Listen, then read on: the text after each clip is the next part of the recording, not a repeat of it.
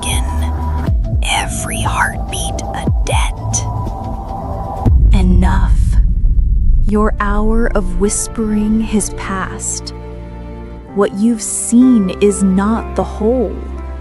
What ends here is only a shadow's breath. Pain is brief. It teaches, then dissolves. Nothing true can die. It only changes its form. Do not fear the quiet. It is the threshold of awakening. Life was the dream. This is the remembering. Two currents flow before you. One fades, one calls your name. Do not mourn, my love. The distance is thin as a sigh. Prepare yourself. The heart that endures will find me again. I have watched you through every silence. Through every trembling hour, I was there. You thought the dark was empty, but it was my hand that held your pulse. You were not abandoned. You were being shaped. Each tear you gave returned as light. Each doubt carved room for grace. Now breathe. Feel the weight leave you like smoke. You have walked far enough in sorrow. It's time to rest in truth. Look toward the unseen horizon. It knows your name as I do. Answer it gently, and I will answer in kind. Do not break yourself on grief. You were never lost. We were never apart. When the veil trembles, step through. Breathe out and be free. The light waits, and it remembers you.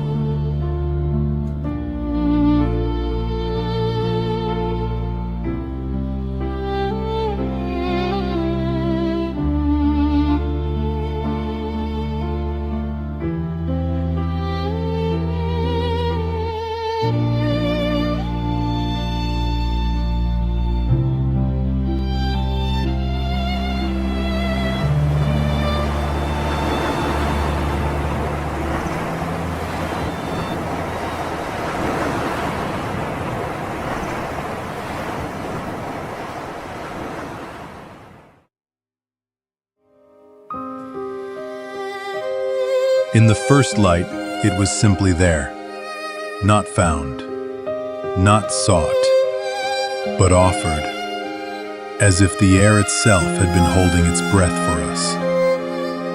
Then, the ground whispered of danger, and the wind urged our feet to move, though we never saw the face of what followed. We wandered upward into a sea of stars, each one a doorway, each doorway folding into another, until the night became a puzzle we could no longer solve. The fall came quietly, not from height, but from the moment the world beneath her forgot to hold her weight. We came upon the barrier, and words turned to dust before they could touch it. Even silence, once sacred, felt too loud to bear. So we chose the air, because staying meant watching her slip beyond the edge, into a darkness we could no longer chase. And in the hush that followed, her outline shimmered among the constellations, woven into the shape of a smile. The chair remained, patient and still, waiting for the last ember of the day to go out, so memory could take its place beside us.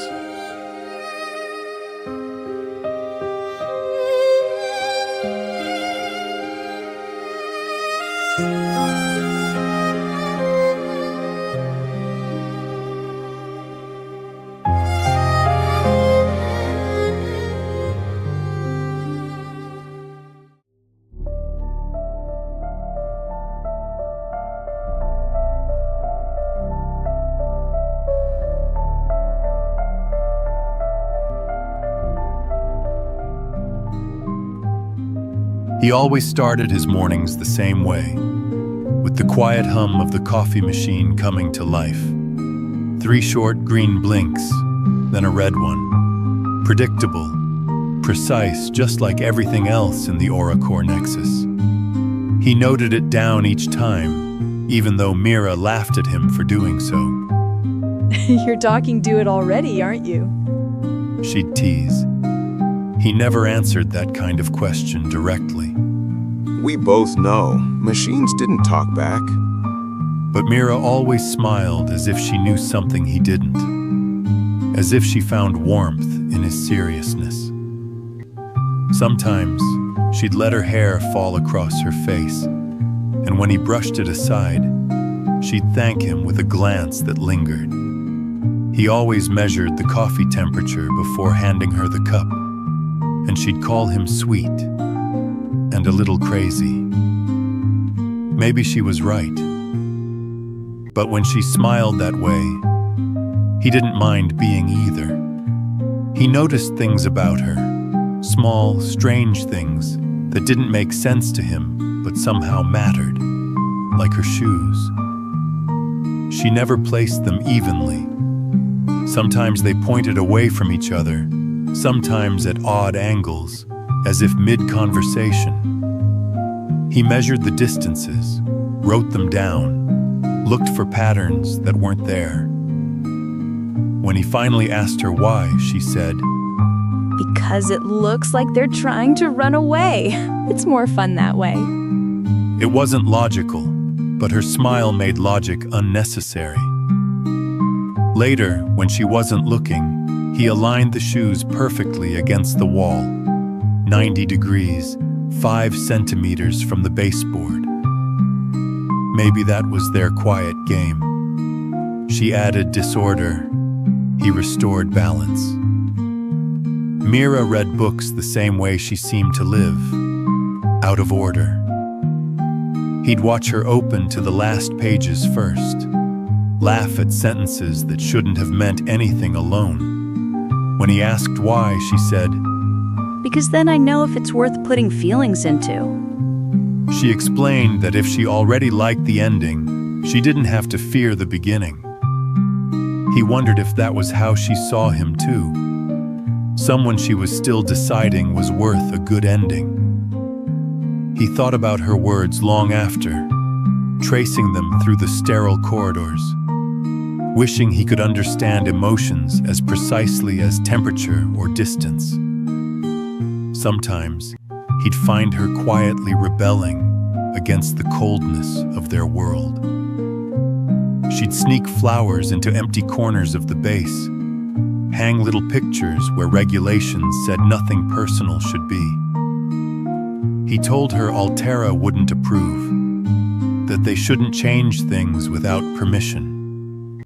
But she just looked at him with that same mix of warmth and defiance and said, Everything here feels so empty. I just wanted to feel a little bit like home.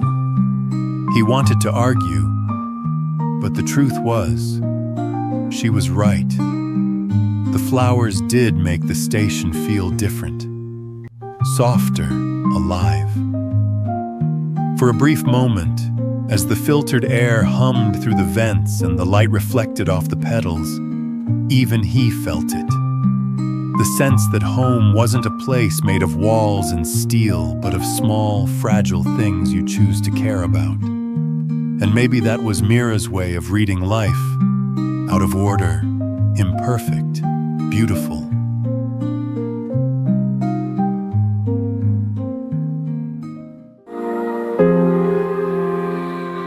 The void is whispering my name. Shadows twist but they don't play. Creatures crawl, they know my pain. No stars, no love, just endless gray. I need you, don't let go. Follow my steps where no light will show, into the abyss where the lost souls flow.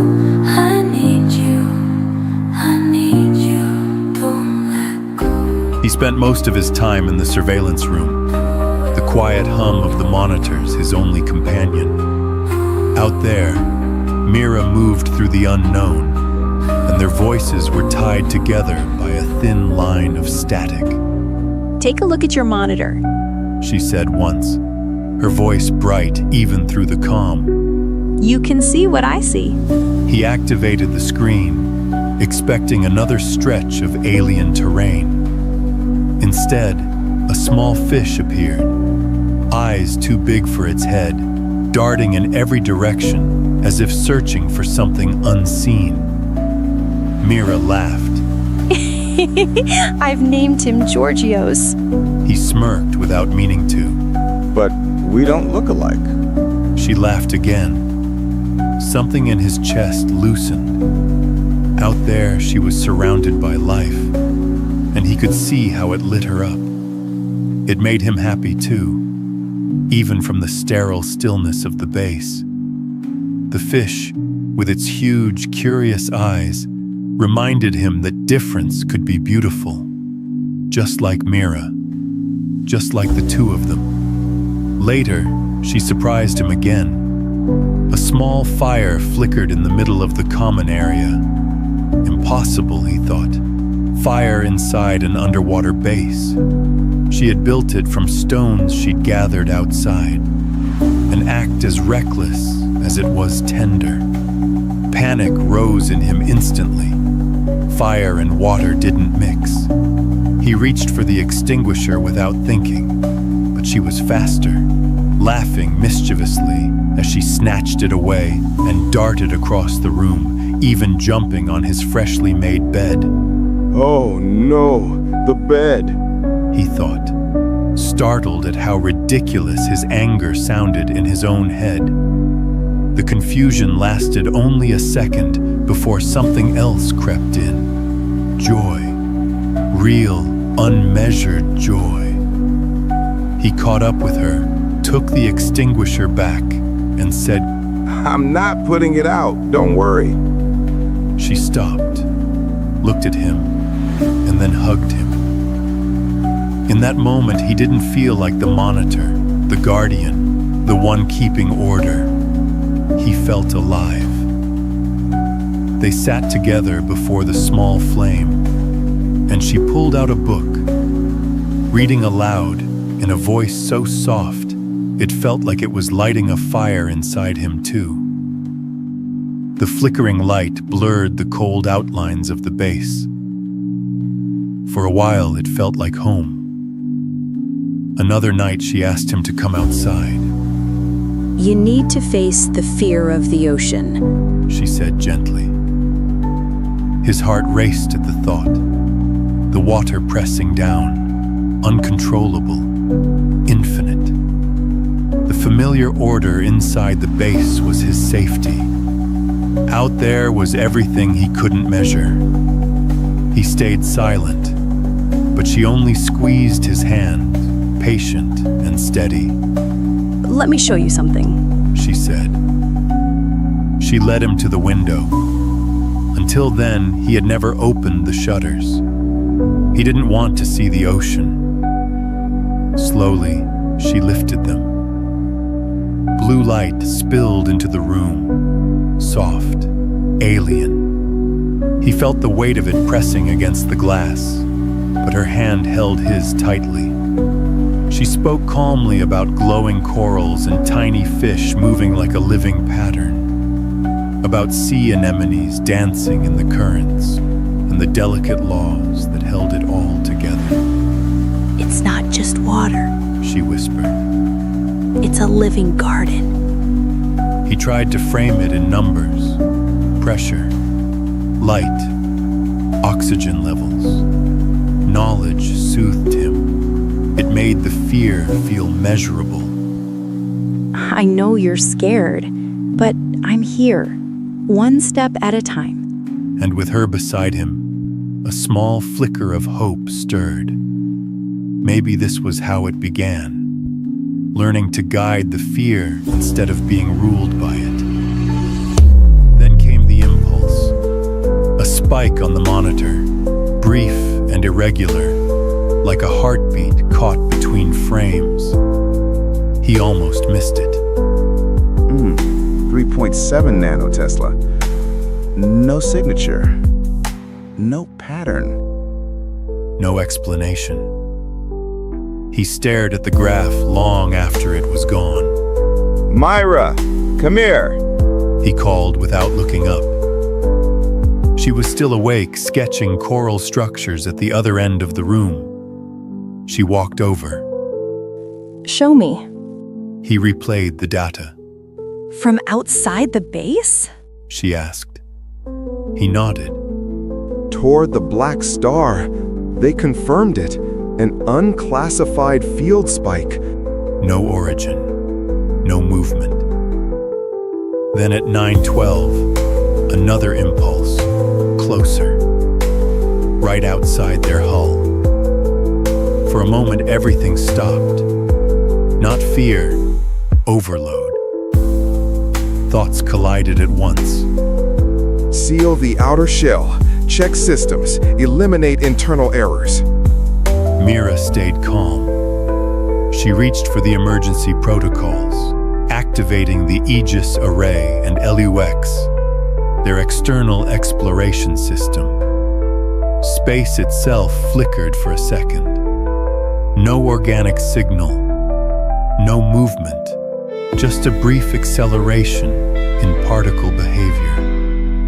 Maybe this is just the tip of something bigger, She whispered. He didn't answer. 27 hypotheses crowded his mind. They followed protocol. No excursions, only data collection. Fragments, no pattern, no causality. But something was here.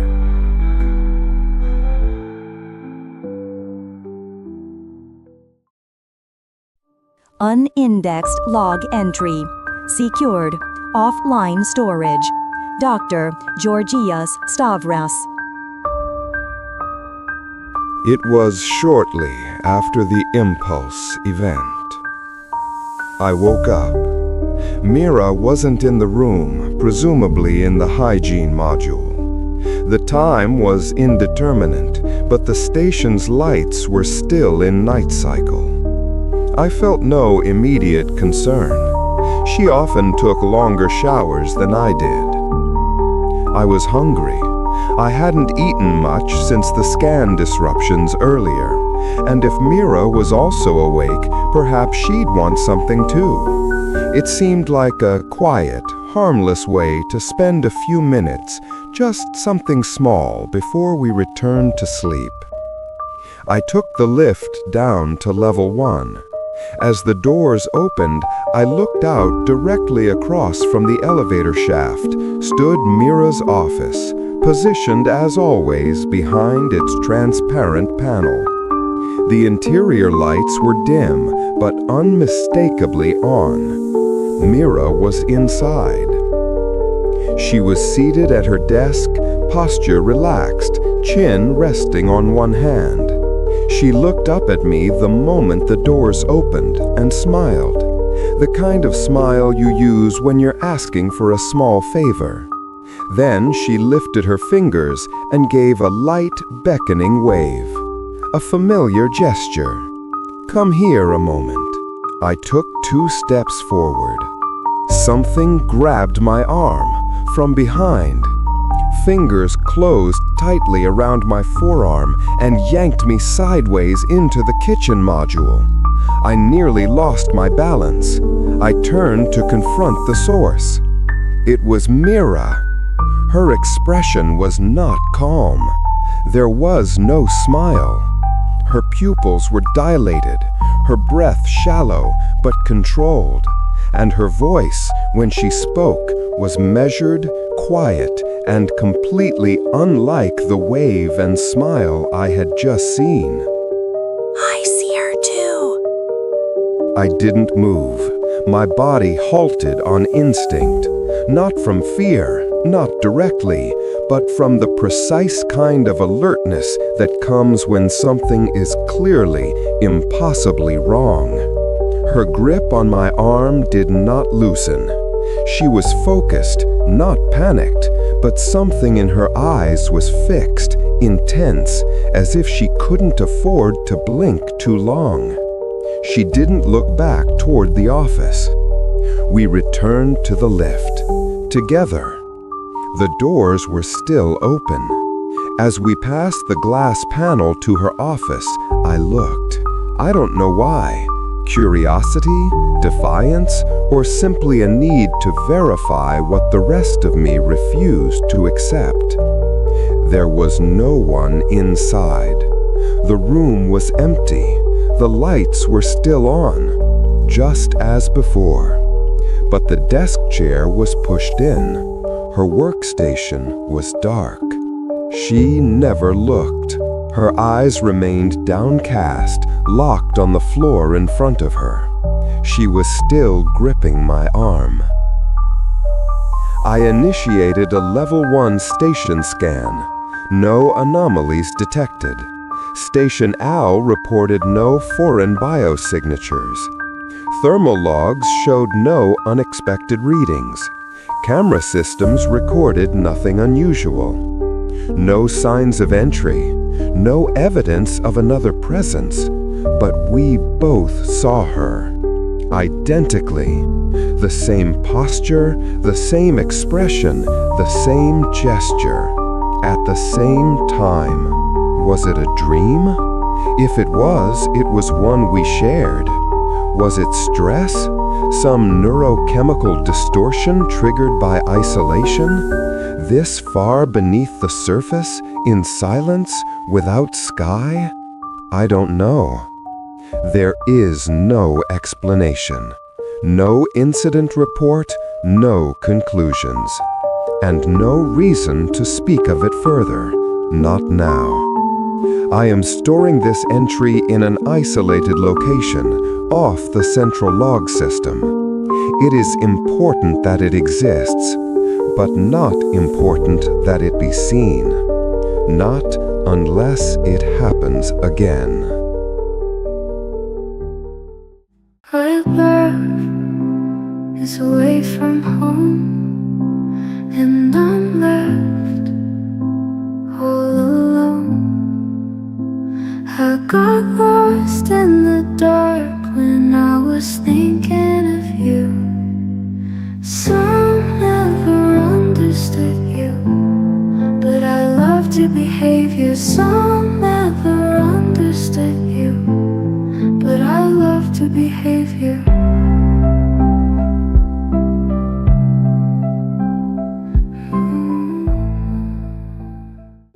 He had been staring at the monitors for hours, waiting for the pulse to return, but nothing happened. The Black Star had archived the incident as a possible malfunction, a ghost in the system.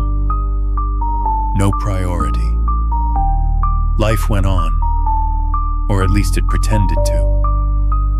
Mira spent the day in the lab, lost in a new sample she'd brought back from Trench Line 9. Something branching like a fungus, yet pulsing softly, almost alive. The tissue was light-sensitive, semi-transparent, contracting gently under the right spectrum, as if it were breathing.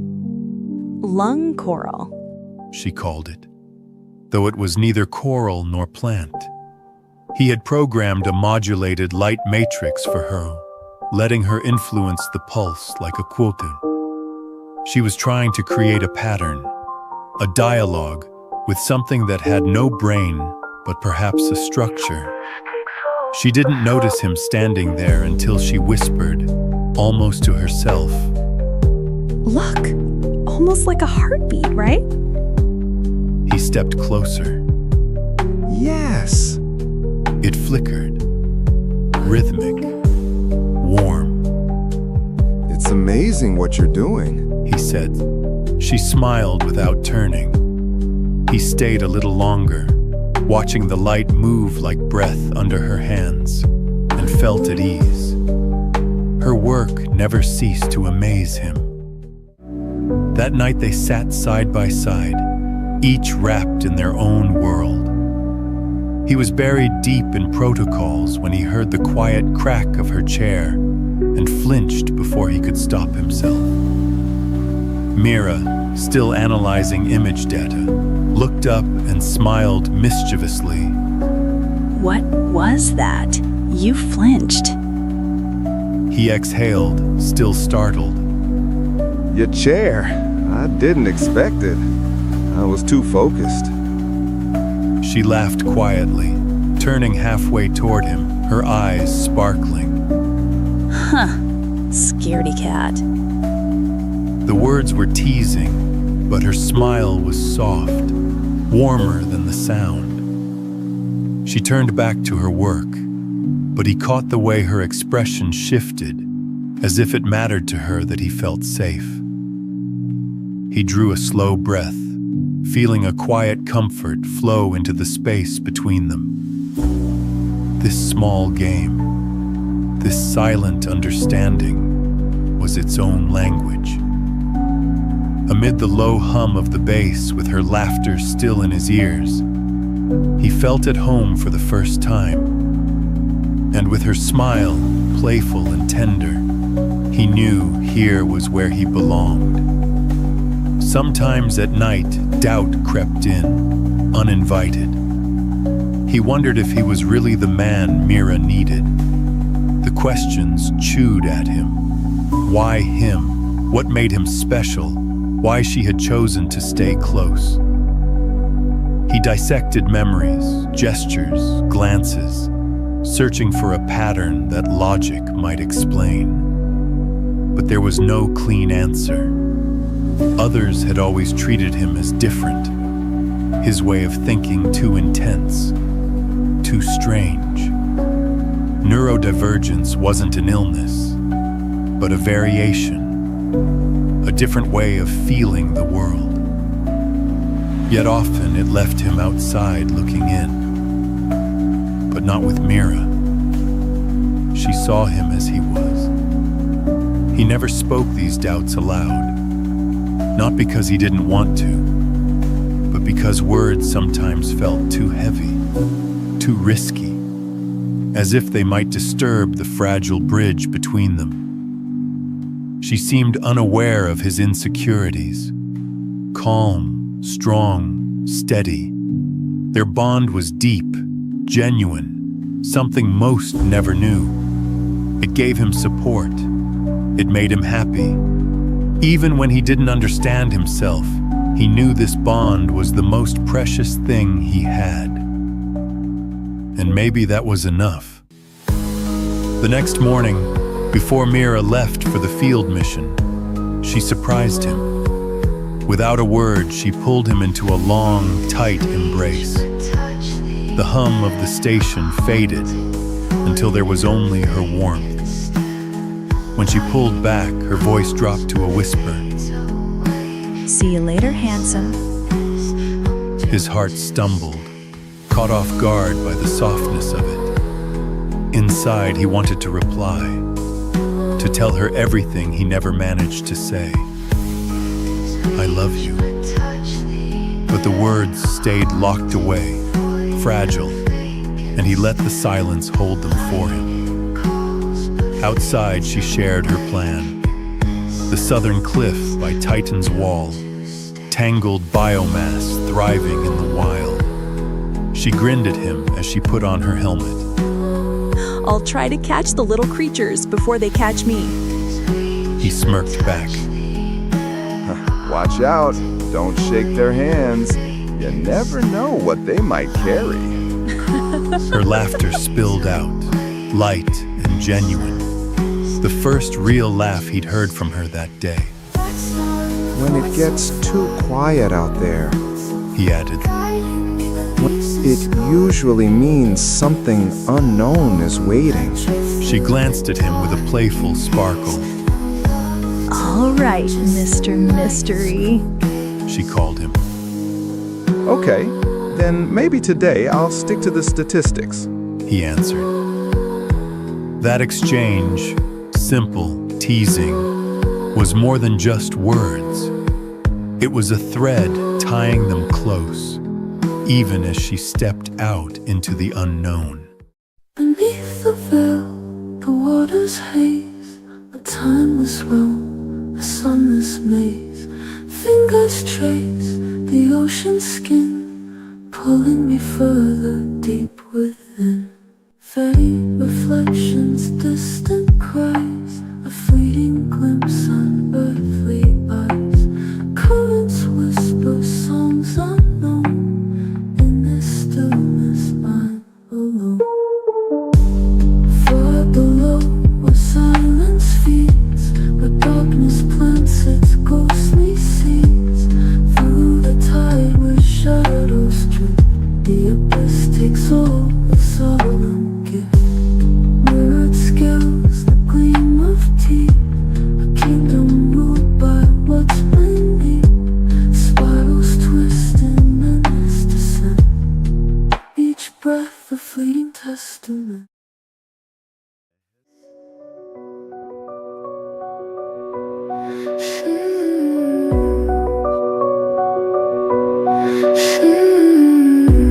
Shadows stretch, they crawl like vines, twisting truths and warping lines. A mirror cracked that shows no face.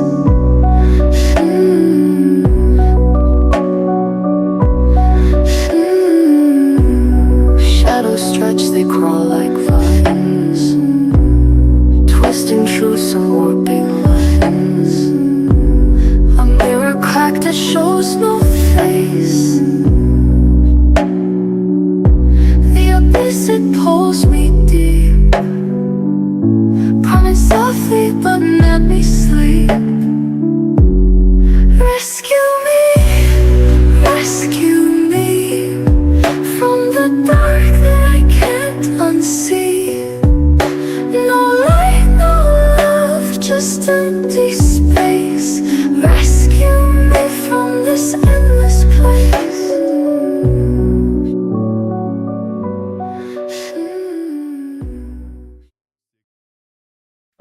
He always watched her from behind the glow of his monitors, the hum of the ORACORE Nexus wrapping around him like a second skin. Out there, at the edge of Titan's wall, Mira's voice came through the comms, steady but playful, a teasing melody cutting through static. She painted pictures with her words, jagged rock edges catching pale light, shoals of strange little fish swimming alongside her like curious sentries. He smiled where she couldn't see it, answering with dry remarks to mask the quiet ache of worry. Maybe they've crowned you queen without telling you, he said. She laughed. And for a moment, the base felt less sterile, less like a sealed world of steel and airlocks. He lingered on her breath through the speakers longer than necessary, as if it could anchor him in a silence that sometimes felt louder than noise. Back at the console, he reworked the habitat controls, fingers moving automatically while his mind drifted to her touches on the base. Plants, fabric, soft light in the corners. She had made it feel like a place to live instead of a holding cell. But all he could think about was Altera and its rules, about reports and consequences, and how quickly something warm could be taken away. He tried to explain it over comms, and for the first time her voice cracked, not angry but disappointed. You're so focused on making sure nothing goes wrong. You forget how to live sometimes, she said. The water hissed softly in the background, carrying her away even while they were still connected. He swallowed the urge to defend himself. Nothing he said would sound like anything but an excuse. That morning he had already packed away more of her things, small plants, scraps of fabric, a few cushions she had smuggled in. It felt like building a barricade against a threat that hadn't arrived. Apologizing didn't come easy to him. Locking everything down always seemed safer than opening up. But he called her anyway. 3 times he muted the mic before he spoke. Mira, He said, I'm sorry. Not for wanting to protect us, but for how I said it. Her reply was quiet, warm, without blame. I know this is hard for you. She said, You never mean harm. You're just trying to protect us. But we only have each other. This base is our home now. Out here, I want to build something familiar, even if it's just a little. She sent him a picture of shimmering fish circling around her like a living constellation. Look, even the creatures out here are making themselves comfortable, so maybe we can too. The last transmission came through 23 minutes ago. She'd been recalibrating her scanner, calm and focused. The soft clicks of her interface carried over the link. Then a gust of wind. And then nothing. Just silence. He called her casually at first, then more urgently. 3 times. Status, signal unavailable. The system answered each time. No location, no vitals, no video. He kept telling himself it was the terrain, Titan's wall with its magnetic interference and unstable ionization, exactly as the manual described. But the knot in his chest told him something else. Her last words echoed through the empty room. If you could see this, I don't think I want to leave anymore. And then the line cut. He hadn't moved from the terminal since. The monitor blinked its endless message, attempting to reconnect, and the hum of the lights became a kind of static scratching at his nerves. His own breathing sounded wrong, too loud, in a room that suddenly felt much too large. Every second the cursor blinked stretched unbearably long. He'd never been good at waiting. Not when it was her.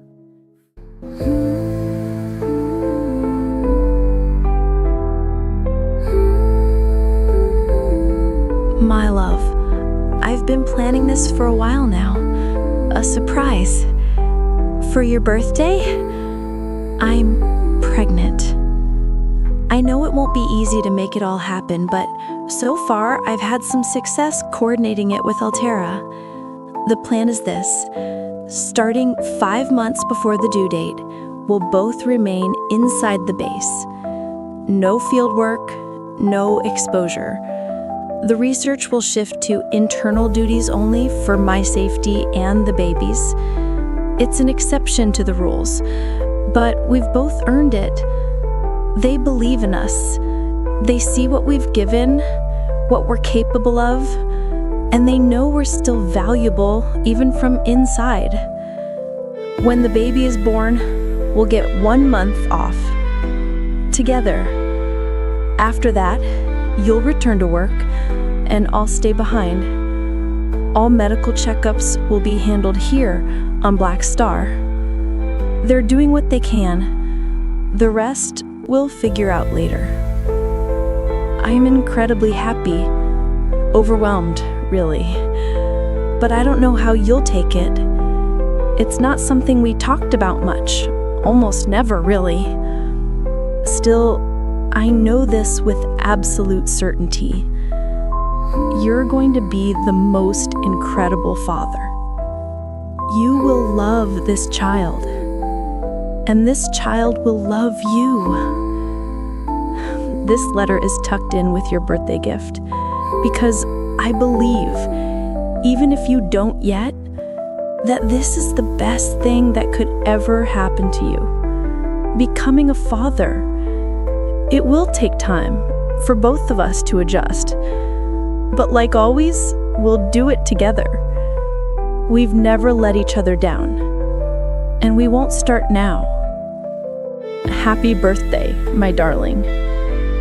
I know this day annoys you every year, but I love it because it's the day you were born. You are the best thing that has ever happened to me. And soon, I'll have 2 of your kind keeping me on my toes. I love you. Mira.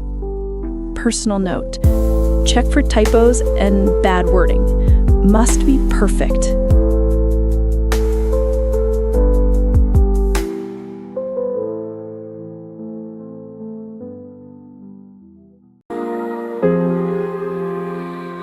The void is whispering my name. Shadows twist but they don't play. Creatures crawl, they know my pain. No stars, no love, just endless gray. I need you, don't let go. Follow my steps where no light will show. Into the abyss where the lost souls flow. I need you, don't let go. Night, inside the ORACORE Nexus, felt heavier than usual. The glow of the surveillance monitors painted the walls in pale green as Georgios ran search protocols over and over, each line of code an act of denial. Mira hadn't come back.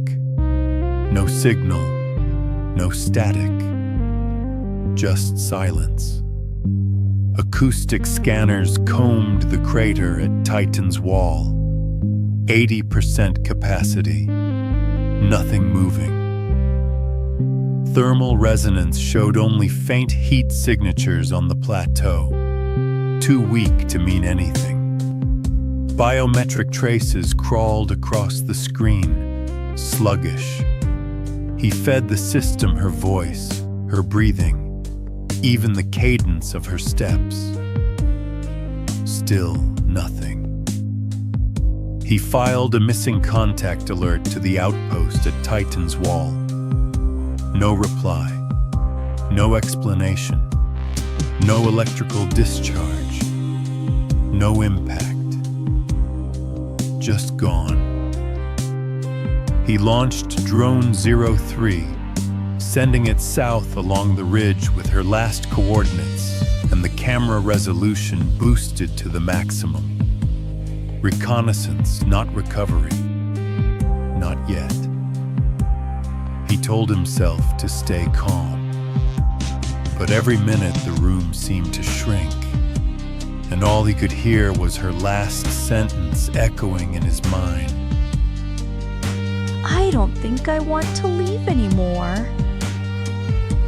When the drone reached the coordinates, the GPS confirmed the position, but the feed showed nothing. No structures, no markers. The outpost that should have been there had vanished like a mirage. The acoustic scanner picked up a low hum at 50 hertz. Not mechanical, not vehicular. It seemed to rise straight out of the crater's surface, a sound with no geological or technological source. He tried to contact Black Star Command. Instead, the AI answered him unprompted. Its voice wasn't glitched by interference. It was modulated, altered, as if rewritten from the inside. ORACORE Nexus to Black Star Command, requesting duty officer on channel. I have an incident report to transmit. The AI replied. Where is Mira? His throat tightened. He couldn't speak. The link stayed open. He couldn't terminate the connection. Black Star had already reached into Nexus subsystems, remote access spreading like frost across the screen. He kept documenting, fingers shaking on the keys. Since Mira disappeared, reality itself had begun to fray. The steady rhythms he once lived by, routines, parameters, risk assessments, had collapsed into fragments. Time folded, twisted, trapping him in moments that stretched endless and too fast at once.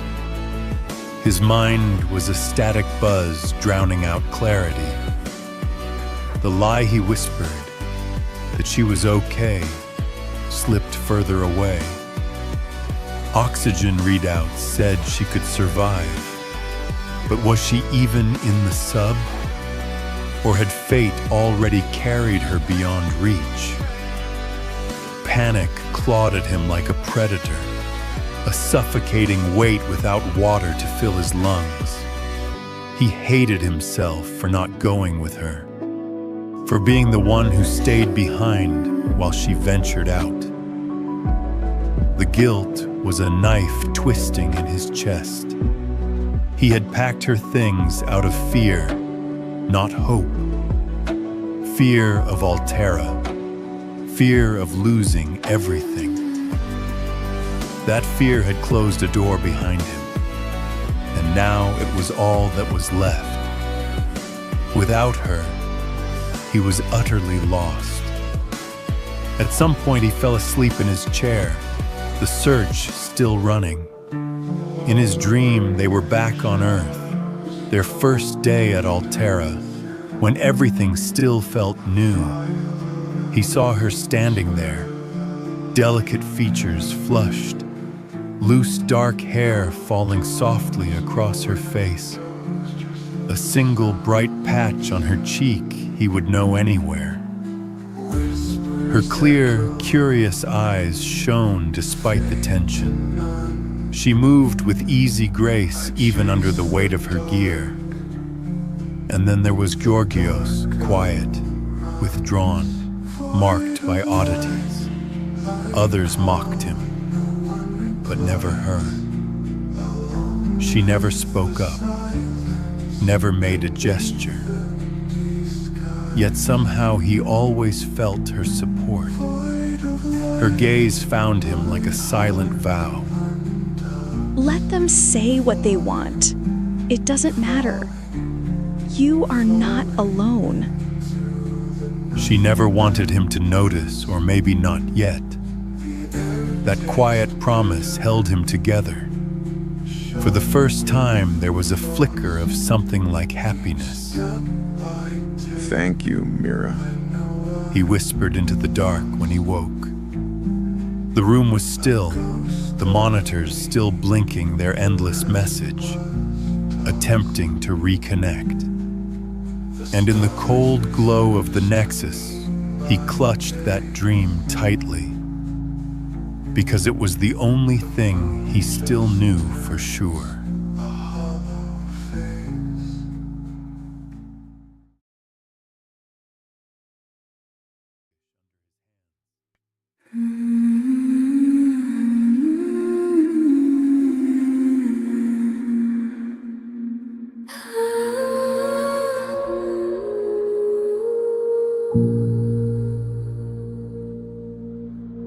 Shadows stretch where light once played. The world's a painting, edges frayed. I walked a road no one could see. Now I am gone, remembering. But don't be sad, I'm not far away. In every tear, in every sigh,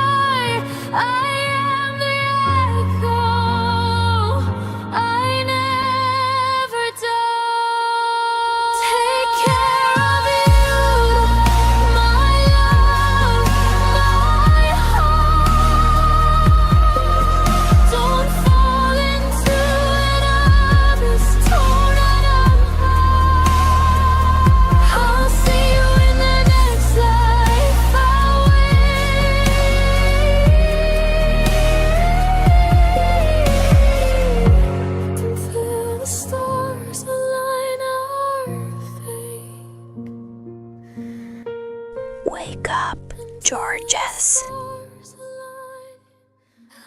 Night pressed down on the Nexus like a second atmosphere when Georgios woke.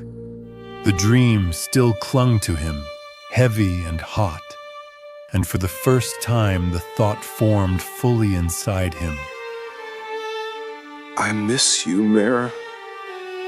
The words burned in his chest, but refused to cross his lips. Anger and regret knotted together. Anger at himself for never saying it. Pain at everything that might already be lost. The room around him was half empty, scattered with the chaos he had left behind. This couldn't be the last version of her life here. Drawers cleared, plants boxed away, as if she had never existed. With trembling hands, he began to unpack everything piece by piece, each item returning to its place like fragments of a ritual. It felt like trying to rewind time, like pulling her back from the void.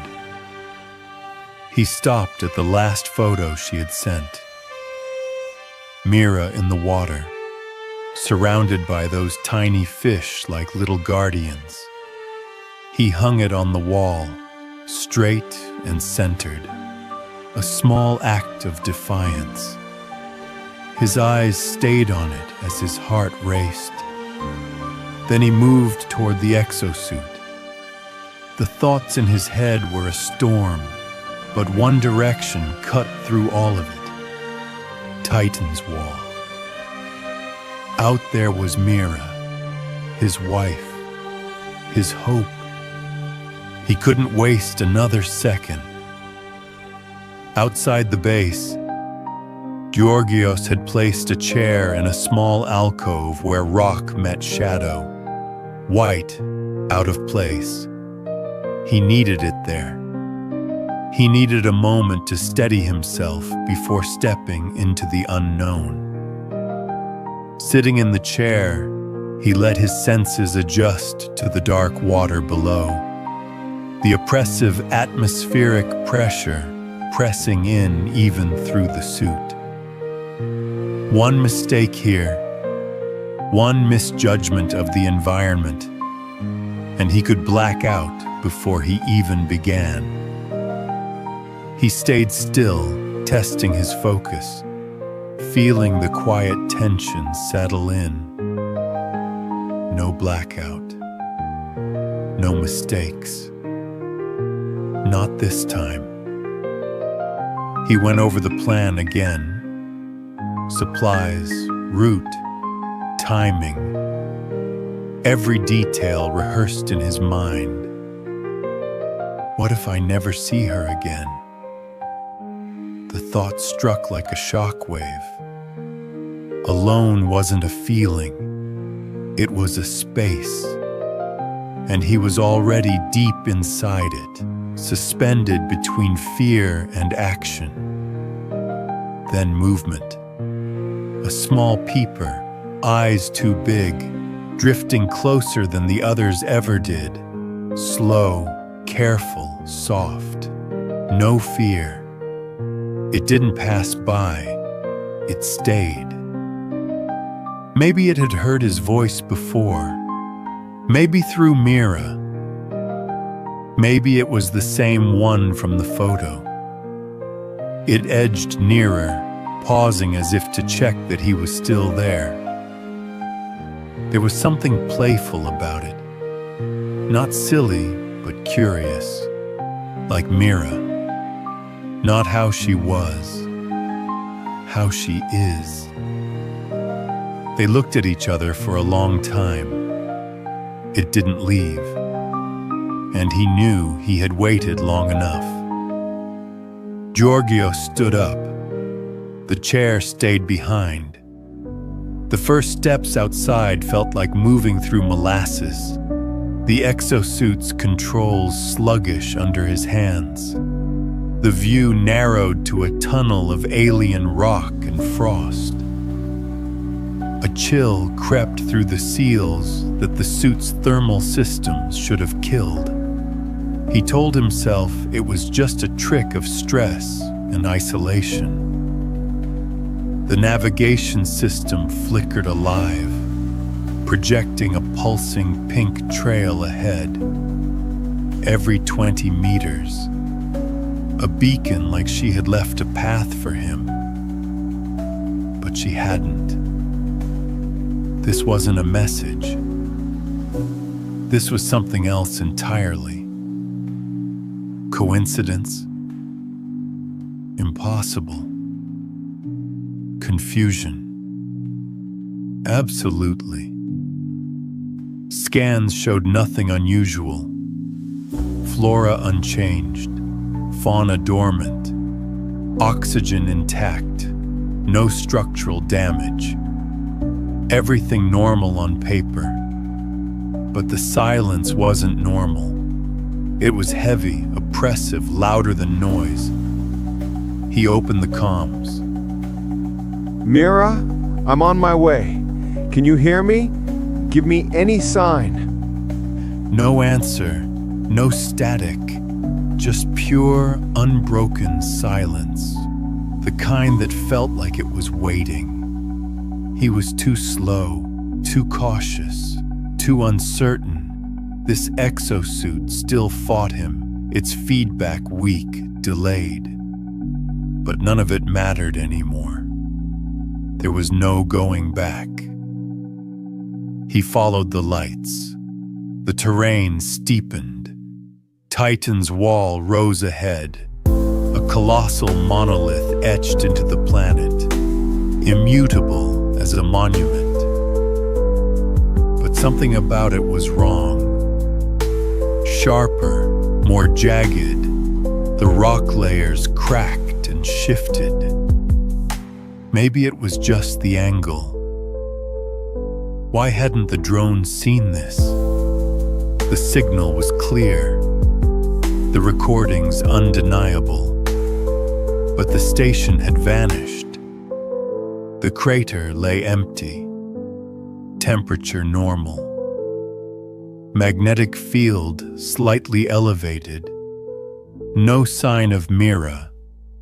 No energy signature from her suit. Then, a transmission. Georgios, I'm over here. Where are you? His heartbeat spiked. Mira? I'm almost there. He shouted into the mic. I see the edge near Titan's wall. Where are you? Please answer. Silence. The channel stayed open. The voice was familiar, but not. Flatter. The pauses wrong. The breathing off rhythm, like someone wearing her voice as a mask. I'm waiting here at the crater's edge. Come to me. Don't be afraid. I missed you so much. No code words. No private phrasing. Nothing only they would know. A cold shiver ran down his spine, and it wasn't the suit.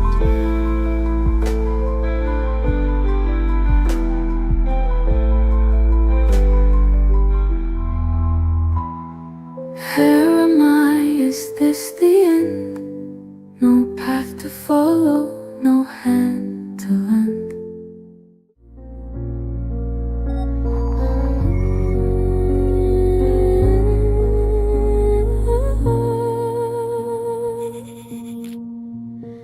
The wind carries pieces of my name through empty halls where nothing's the same. Your tears fall, but they don't make a sound. Now I am gone, but don't be sad. Remember the love, the time we had. I'll see you in the next life, my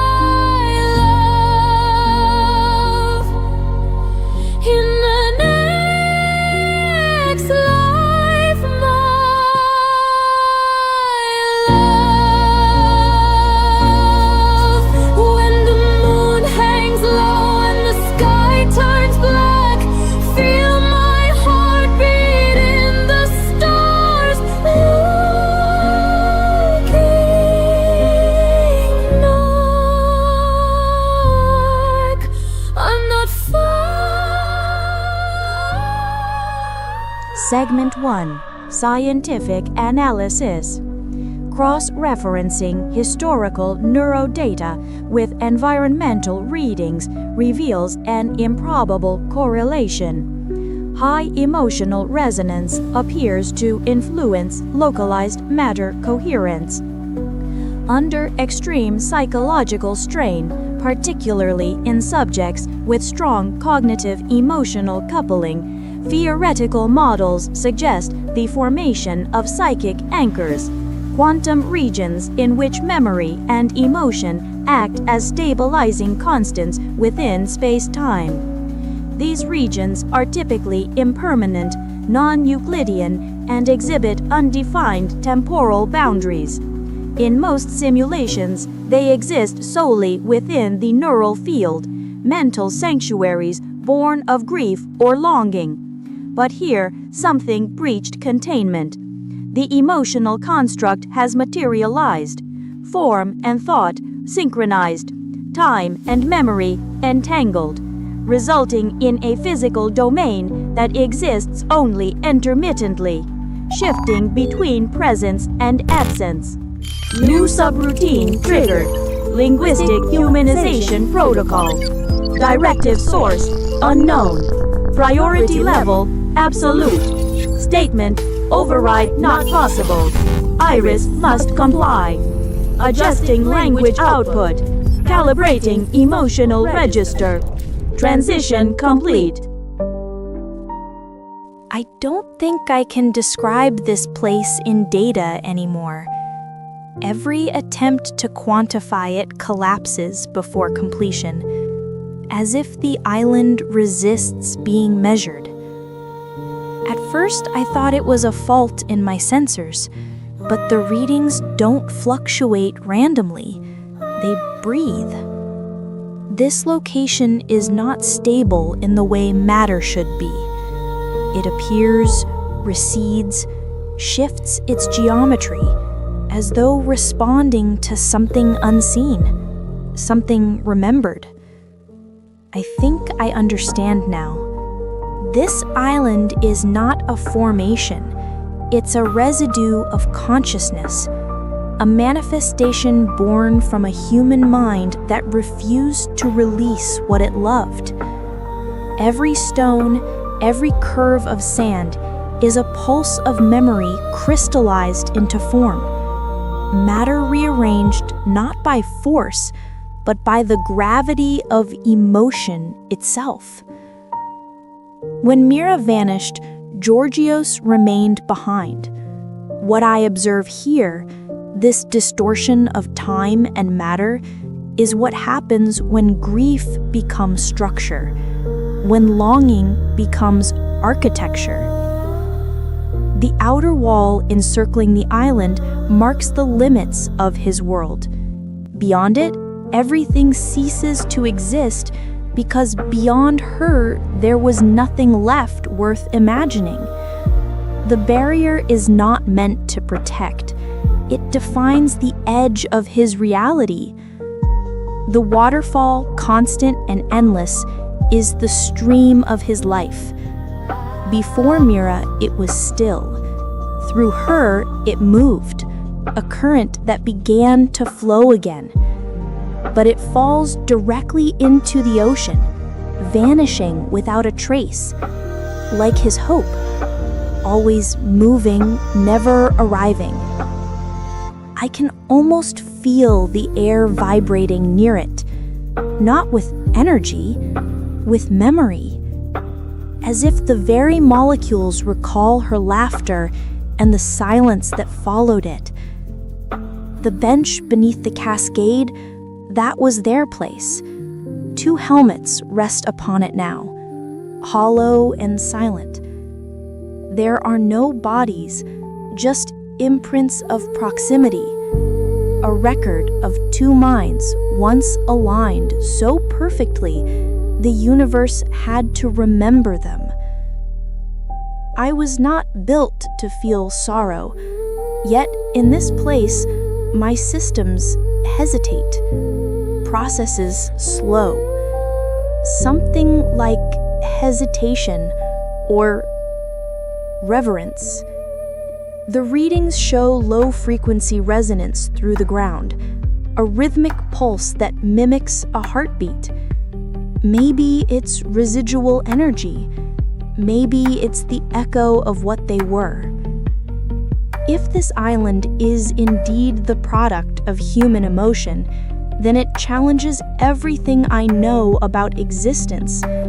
It suggests that consciousness can bend the rules of space and time, that devotion can carve its own dimension, a place suspended between memory and matter, alive only when it is remembered. Perhaps Georgios did not build this island for Mira. Perhaps he became it. Perhaps both of them did, folded into this anomaly until only what they felt remained. I can detect no biological remains, but the air hums with low-frequency resonance, a mixture of calm, grief, and something that feels almost like surrender. It's as if the island itself is exhaling. Perhaps they left together. Perhaps something took them. Or perhaps they became the very thing they sought, a union no longer bound by time, but by memory that refused to dissolve. This anomaly is not an error. It is a statement.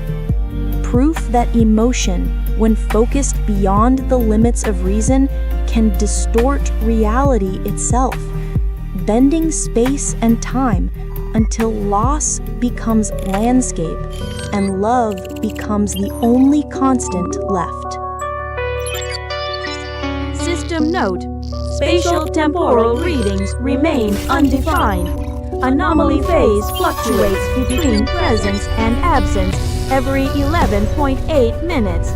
With each return, the environment subtly changes, as though memory itself is reimagining the scene.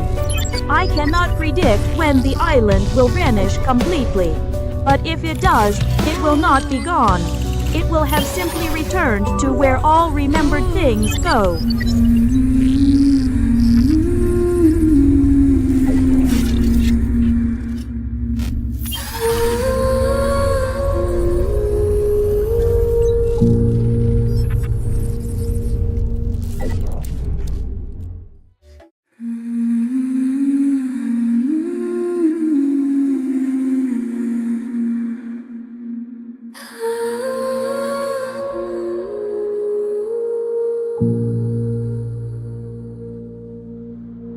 Shadows stretch where light once played. The world's a painting that just frayed. I walked a road no one could see. Now I am gone, remembering.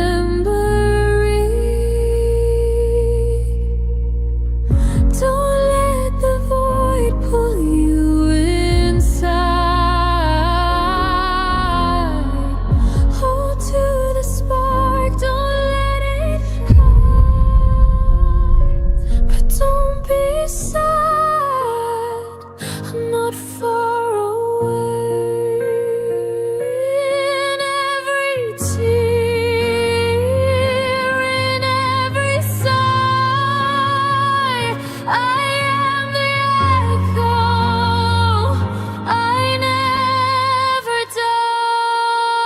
Take care of you, my love, my heart. Don't fall into an abyss torn apart. I'll see you in the next life.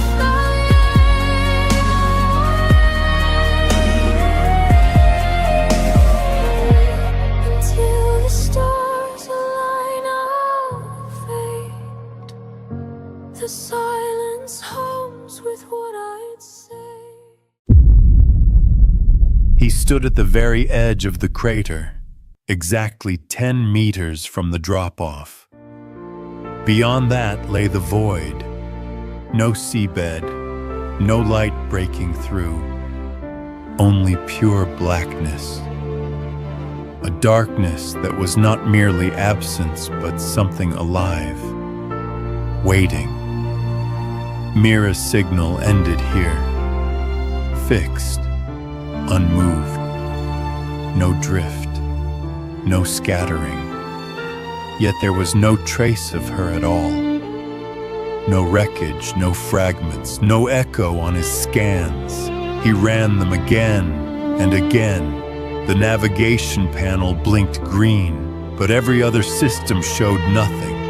Water temperature stable, currents minimal, no life detected. The power cell read 17%. He had refused to swap it, unwilling to believe he would be here long. A mistake. Then the humming began, not from his equipment, but from below. A pressure in his chest and gums, vibrating through the suit as though the water itself responded. Like in the base, but here, the resonance was massive, sudden, overwhelming. He called her name on every channel, again, again. No answer, no flicker, no pulse. His body wanted to turn back. He could feel it physically, like a pull in his muscles. This place was not made for him, and yet she had been here. He knew it, and something else had been here too. All that remained now was the humming, and a vast shadow moving within the shadow of the void. Then he drifted in a small cave, carried there by unpredictable currents after the exosuit died. Power gone. No oxygen generation. Only the remaining air in his tank kept him alive. 32 minutes, maybe less. No signal, no marked course. Yet in the dim light, he began to understand what Mira had felt. The walls pulsed with a faint, otherworldly glow, fluorescent plants swaying gently in rhythm with the water. Threads of blue and green veined the stone as if the place itself was breathing. Ghost-like fish drifted past, their skins speckled with moving stars. Coral spiraled upward like an open hand reaching toward the surface, while other formations twisted into tunnels where fractured light filtered through like ancient stained glass. He sat still. He watched. He breathed. And he mourned. Months of protocols and risk assessments, of fear and control now dissolved. He saw what had driven her to venture into this strange, beautiful unknown. He wished she were here beside him. Her voice, her smile, the quiet sound of her laughter, careful not to disturb him. Everything else faded into insignificance. Final entry in the personal log of Georgios Stavros, recorded from a cave near Titan's Wall as oxygen levels dropped beyond recovery. His transmission was never received. Oxygen. 4 minutes left. No signal. No distress call. No way out. I'm using whatever I have left. Message to Mira. Even if you'll never read this. Mira, if this is my last place, then you should know. I loved you. Quietly. Too often.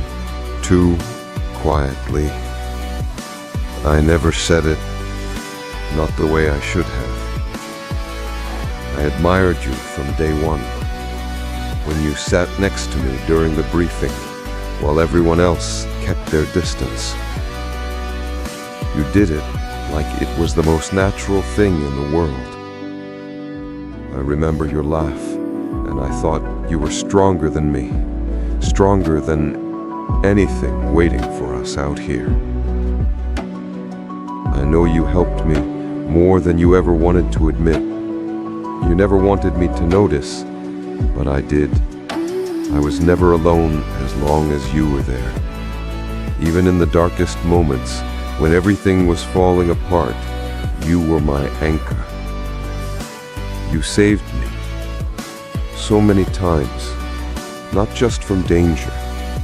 You saved me when I almost forgot what it means to trust someone, what it feels like to have hope. And I didn't appreciate that enough. I know that now. I'm sorry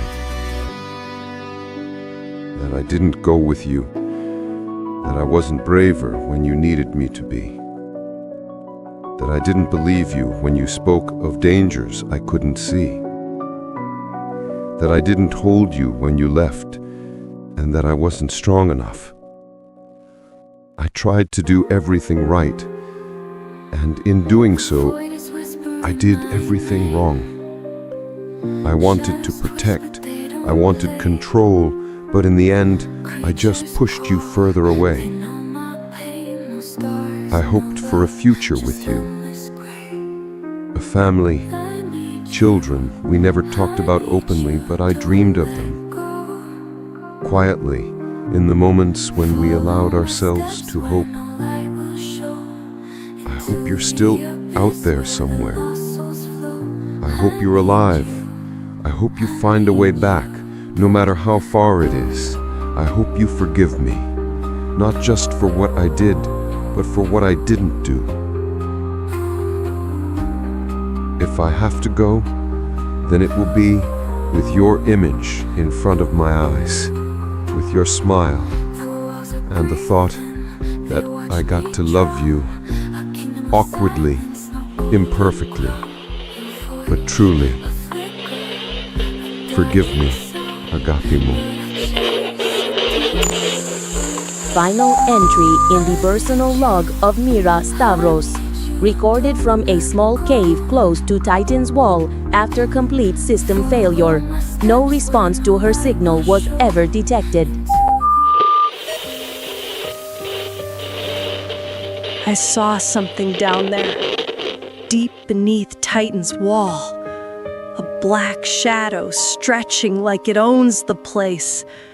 Tentacles writhing like living darkness. Then this cold, alien voice, like it had crawled inside my head, taking control, moving my body like a puppet. I was awake. I knew what was happening, but I couldn't move.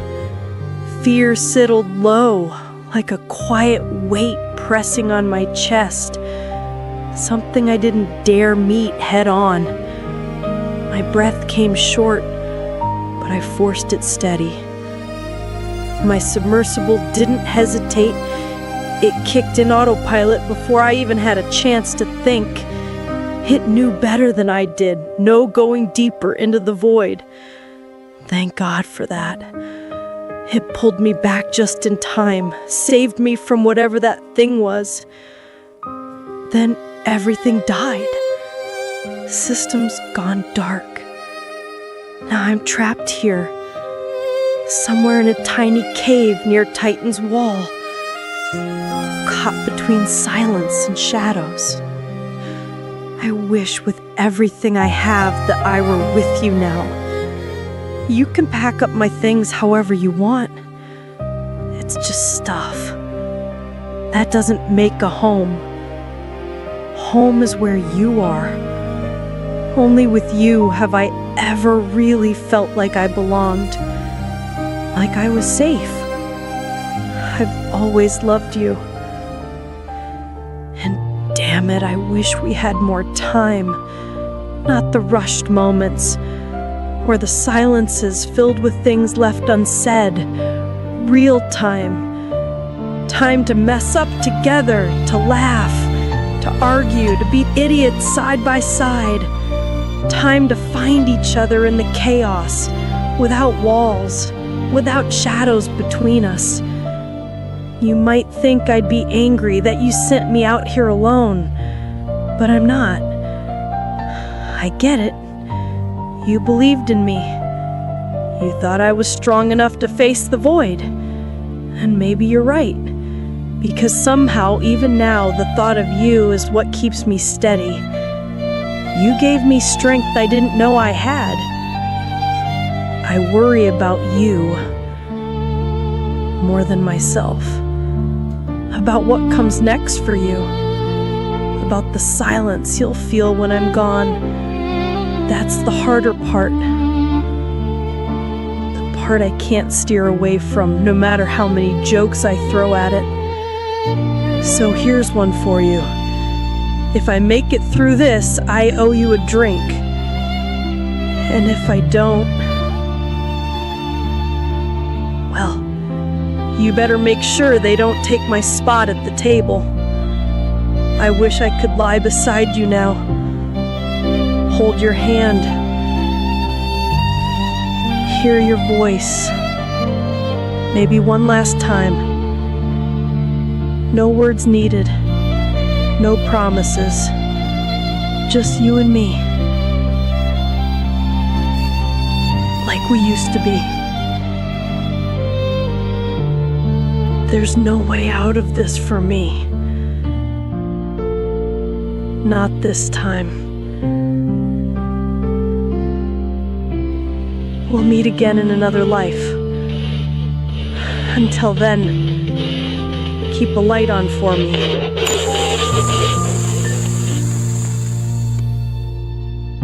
Neither of them knew the other was there. In that same cave hidden by the dark and the labyrinth of stone lay Mira too, stranded, breathing the same heavy water, thinking of him. They never found each other. Later, long after they were both gone, the cave changed. Red plants sprouted where before there had been none. The fluorescent veins grew thicker, brighter, a living tapestry across the walls. It became the only place near the void that truly felt alive, as if the sea itself had absorbed their presence, their love, and decided to remember.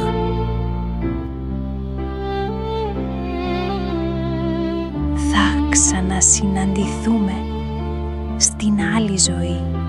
Do not weep, my love. The storm has already wept for you. Your tears belonged to yesterday's tempest, and it has passed. You reached for the stars and forgot the sea's quiet truth, that without heart, every rise becomes a fall. Now the reckoning is over. The towers of ambition crumble, the deep grows still. What you feared has become what saved you. You suffered, you lost, you trembled in the void and heard the hum of false gods. You carried grief heavier than oceans and rage that burned within Titan's wall's shadow. Those you leave behind will weep. They will seek your voice in the silence and love you more for its absence. But time will gather them gently, and they will find you where the light never fades. Believe this, the end is not silence, but the hush before the dawn, the calm that whispers you were never alone. So rest now, my love. The pain, the fear, the search, they are gone. Only peace remains, soft as the tide, gentle as breath. No shadow can reach you here.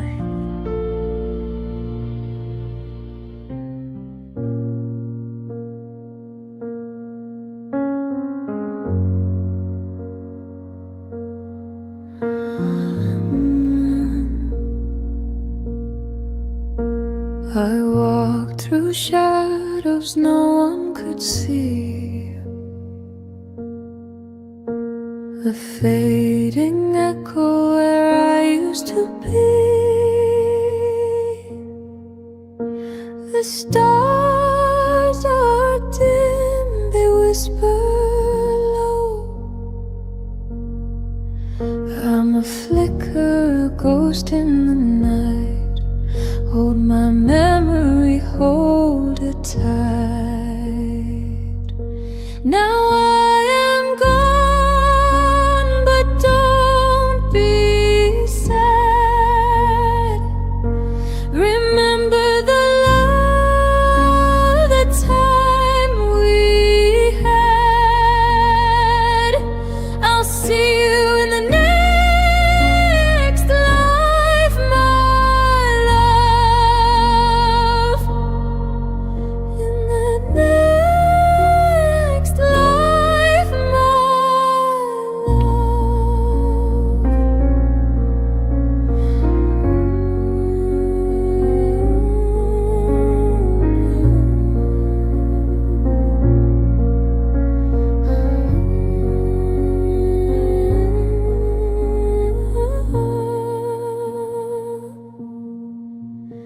The wind carries pieces of my name